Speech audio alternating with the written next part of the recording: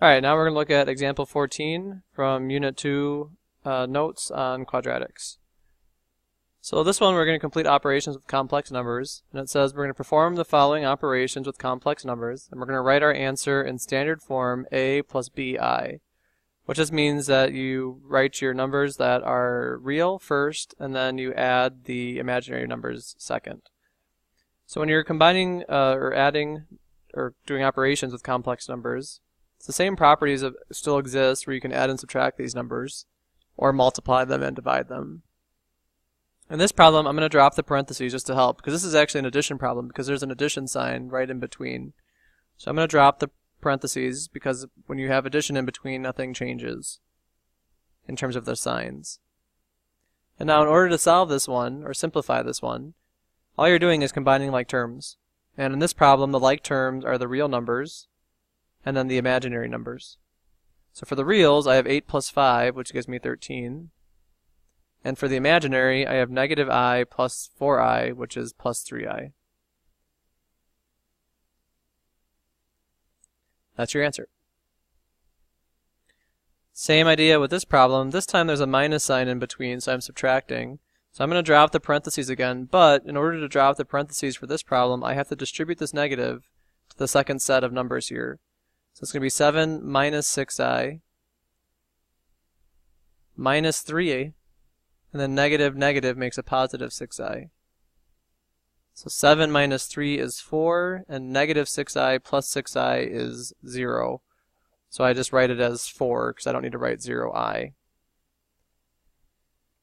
In this problem, I have to distribute this negative to get rid of the parentheses. So it's negative 2 minus 7i plus 5i. 13 minus 2 is 11, and negative 7i plus 5i is 2i. Actually, that's a minus 2i, excuse me. Because negative 7 plus 5 is negative 2.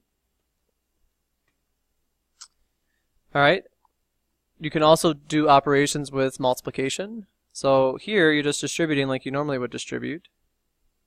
4i times negative 6 is negative 24i. And 4i times I is 4i squared, because I times I is I squared. Just like when we multiply variables together, we get the same type of answer. What's different or new with these types of problems is this I squared.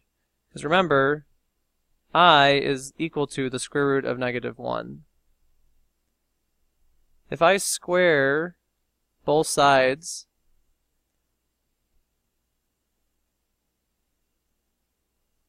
of that,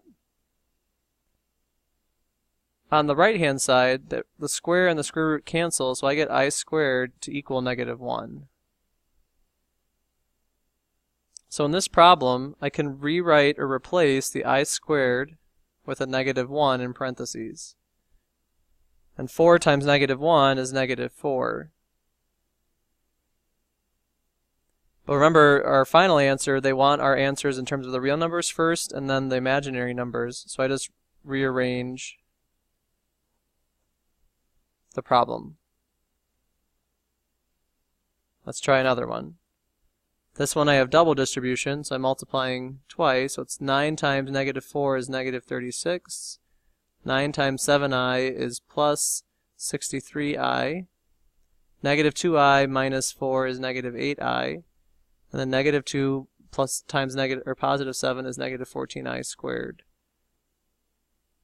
I'm going to combine like terms, and I'm going to replace that I squared with negative 1. So 63 minus 8 is positive 55i minus 14 times negative 1, because I squared turns into negative 1. So this becomes negative 36 plus 55i. Two negatives make a positive. And then simplifying again, 14 minus 36 gives you negative 22 plus 55i. And there's your final answer.